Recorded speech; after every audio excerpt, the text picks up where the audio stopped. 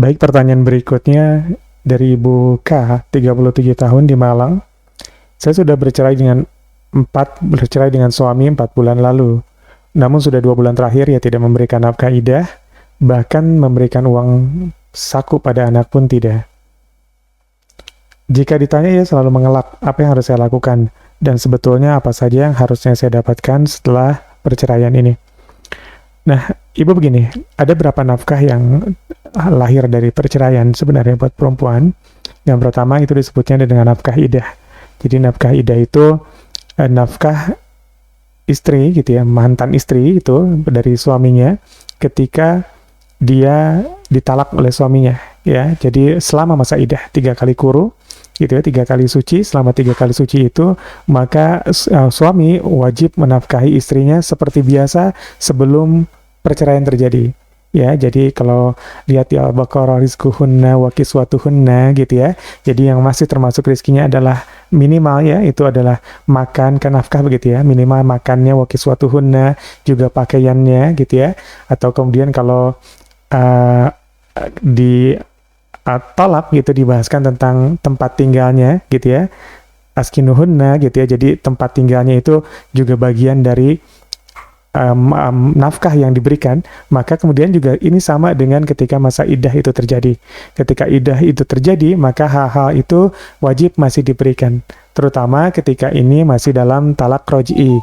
Jadi ketika ini terbentuk dalam talak roj'i, maka nafkah ini sama disepakati oleh semua ulama kalau ini wajib dipenuhi oleh suaminya. Tempat tinggal, pakaian, dan makanan, terkecuali yang bermasalah tentang ininya, tentang nusyuznya atau kedurhakaannya. Jadi semisal suami istrinya yang pergi sendiri, istrinya pergi dari rumah, ya maka itu tidak perlu dinafkahi. Istrinya setelah dicerai, nggak mau di rumahnya, dia pergi dari rumahnya tanpa seizin suaminya karena seharusnya tetap ada, maka tidak perlu dinafkahi. Tapi seandainya dia masih ada di rumahnya, maka nafkahi semua secara normal. Kemudian yang kedua, ada yang disebut dengan nafkah mut'ah. Mut'ah ini adalah pemberian. Ya, jadi pemberian yang diberikan suami, kalau dalam bahasa Quran di Al-Baqarah 241 itu mata gitu ya, sesuatu yang menyenangkan hati istri, membahagiakan hati istri gitu ya, bil ma'ruf. Jadi dengan standarnya juga yang standar baik gitu ya, kasih sesuatu yang menyenangkan mantan istrimu gitu ya, dengan sesuatu yang standarnya adalah standar baik. Baik di mata masyarakat secara umumnya, baik di mata Allah gitu ya. Ma'ruf sesuatu yang hal dikenal sebagai kebaikan pada masyarakat, pada satu nilai, pada satu kebudayaan, dan juga mengukur pada penghasilan suaminya. Ya, jadi pemberian mut'ah ini diberikan oleh suami ketika putusan talak itu diucapkan. Ya, terkait dengan pertanyaan tadi sebelumnya juga, ini seringkali jadi permasalahan adalah ketika keputusan pengadilan meminta suami untuk mentalak, tapi suaminya tidak segera mentalak. Ya, karena putusannya bisa berlaku selama 6 bulan. Jadi suami diberi waktu oleh pengadilan untuk mengucapkan talak itu dalam usia 6 bulan berikutnya. Ya, jadi bisa sekarang atau paling lama 6 bulan. Kalau dalam waktu 6 bulan tidak juga mengucapkan talak, maka berlakulah putusan talak itu. Ya, banyak kemudian suami yang mempersulit perceraiannya sendiri dengan tidak mengucapkan talak segera. Jadi setelah hadir, dia tidak mengucapkan talak. Artinya apa? Kalau talak itu juga nggak diucapkan, maka iddah itu belum terjadi. Jadi artinya apa? Nafkah iddah juga nggak dikasih, yang kemudian juga nafkah mut'ahnya juga nggak dikasih. Nah, ini yang sering dilakukan, menunda-nunda seperti ini. Padahal Allah tidak suka dengan hal seperti ini, gitu ya. Jadi untuk hal yang permasalahan ibu yang hadapi sekarang, gitu ya, bagaimana dengan suami yang kemudian tidak memberikan nafkah idah gitu ya, nafkah idah. Nah, permasalahan juga yang menarik adalah apakah ibu kemudian keluar dari rumah atau tidak. Ya, apakah ibu masih di rumah yang sama atau tidak. Karena sebenarnya idah ini berlaku juga ketika ibu tidak keluar dari rumah suami ibu gitu ya. Kalau seandainya ibu keluar dari rumah suami ibu dalam artian salah satu bentuk kedurhakaan kan gitu ya, apalagi kalau masih talaknya roj'i, itu ibu tidak berlaku. Ya, beda lagi ketika ini talaknya bain. Ya, salah satu bentuk talak bain itu adalah hasil khulu tadi, hasil gugat cerai yang di pengadilan itu, maka turunnya talak bain. Yang kalau mau bersama kembali harus melewati sebuah akad nikah baru. Sedangkan kalau talak roj'i masih dalam masa iddah, bisa rujuk ya, selama masa 3 kurunya belum habis, masih bisa rujuk kapan saja. Nah, kalau talak bain ini memang ada perbedaan pendapat dalam kalangan ulama.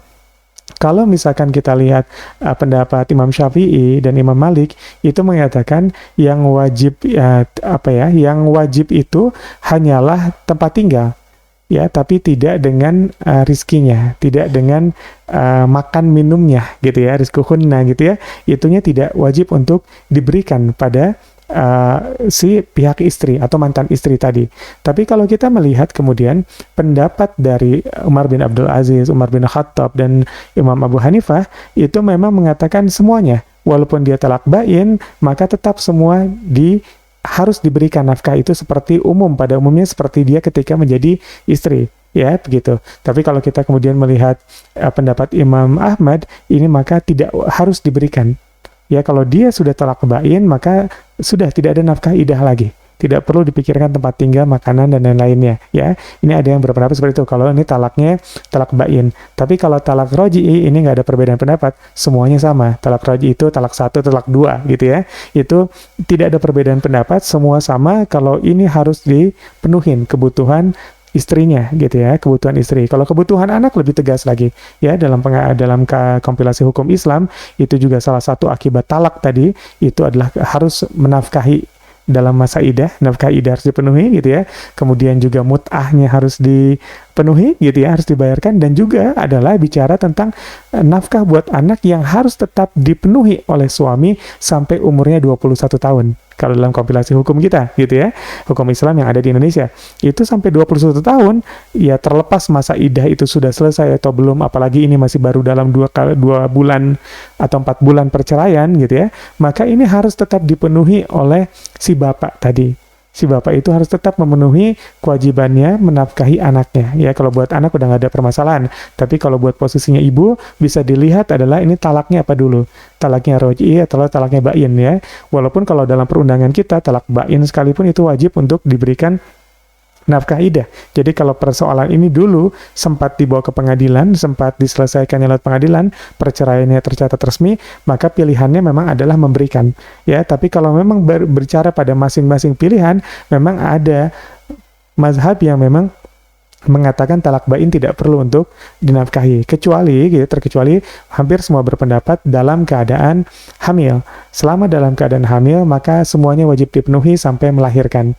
Ya, mau talak roji'i, mau talak bain, kalau itu dalam keadaan hamil, maka nafkah idahnya orang hamil kan sampai melahirkan ya, sampai dia melahirkan, maka itu wajib untuk dipenuhi terus menerus oleh mantan suaminya. Ya, ini tentang mut'ah tadi. Jadi sekarang apa yang bisa ibu lakukan gitu ya? Ya, ibu bagaimanapun punya hak untuk menuntut, ibu dan anak ibu gitu, untuk menuntut tentang nafkah yang tidak dibayarkan ini. Karena selama masanya ada, selama masih terikat dalam masa idah, ibu berhak mendapatkannya. Apalagi kalau ibu juga ternyata punya nafkah yang bentuknya adalah mut'ah gitu ya. Kalau dalam pengadilan kita, ini wajib suami, kalau suami yang beriktikat untuk menceraikannya, wajib untuk memberikan nafkah mut'ah gitu. Jadi makanya bagaimanapun saya pikir diselesaikan secara resmi lewat pengadilan itu adalah jalan yang lebih baik ya, karena akan memudahkan banyak hal di depannya. Jadi ikhtiarkan ibu untuk semua persoalan, ya kalau dulu tercatat secara hukum, maka ketika diselesaikan, diikhtiarkan juga diselesaikan secara hukum. Itu yang bisa saya bagi, mudah-mudahan bermanfaat.